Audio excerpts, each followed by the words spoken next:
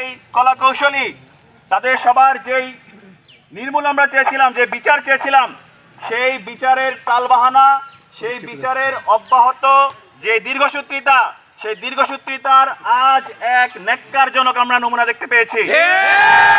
আমাদের ইন্টারিম সরকার থেকে শুরু করে প্রতিটা বিশ্ববিদ্যালয়, জেলা শহর এবং বিভিন্ন প্রশাসনিক জায়গাগুলোতে আওয়ামী যে আগের দোসররা তারা বহাল তবিয়তে রয়েছে।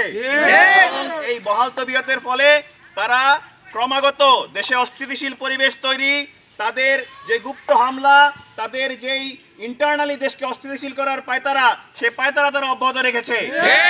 গতকাল আমাদের বহুল আকাঙ্ক্ষিত আমাদের যেই নির্বাচনী তফসিল, সেই তফসিল ঘোষণার ঠিক পরের দিন আজকে আমরা দেখতে পেয়েছি জুলাই হামলার অগ্রনায়ক, ভারতীয় জুলাই গণঅভ্যুত্থানের অগ্রনায়ক, ভারতীয় আধিপত্যবাদ বিরোধী কণ্ঠস্বর, এদেশের যেই ফ্যাসিবাদী এস্টাবলিজম, সেই এস্টাবলিজমের বিরুদ্ধে যে কণ্ঠস্বর, সেই কণ্ঠস্বরকে আজকে দিনে দুপুরে মোটরসাইকেল যোগে হত্যার উদ্দেশ্যে গুলিবিদ্ধ করা হয়েছে।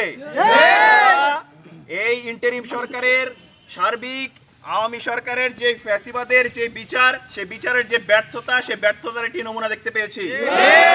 জুলাই আগস্ট গণ অভ্যুত্থানের একজন অগ্রভাগের সৈনিক, ইনকিলাব মঞ্চের আহ্বায়ক এবং একজন সংসদ পদপ্রার্থী, তাকে দুর্বৃত্তরা নির্মমভাবে গুলি করে হত্যা চেষ্টা চালিয়েছে। আমরা জাহাঙ্গীরনগর বিশ্ববিদ্যালয় ছাত্রদল এর তীব্র প্রতিবাদ এবং নিন্দা জানাচ্ছি। আমরা মনে করি এই হামলা শুধুমাত্র হাজির উপর হামলা নয়, এই হামলা জুলাই আগস্ট গণ অভ্যুত্থানে যারা অবদান রেখেছে, যারা জুলাই আগস্ট গণ অভ্যুত্থানে ফ্যাসিস্টের বিরুদ্ধে রুখে দাঁড়িয়ে এই দেশকে গণ অভ্যুত্থানের মাধ্যমে স্বাধীন করেছে, তাদের উপরে এই হামলা। আমরা অবিলম্বে এই সন্ত্রাসীদের, যারা এই হামলার সাথে যারা জড়িত, তাদেরকে গ্রেপ্তার করে বিচারের মুখোমুখি করার জন্য দাবি জানাচ্ছি।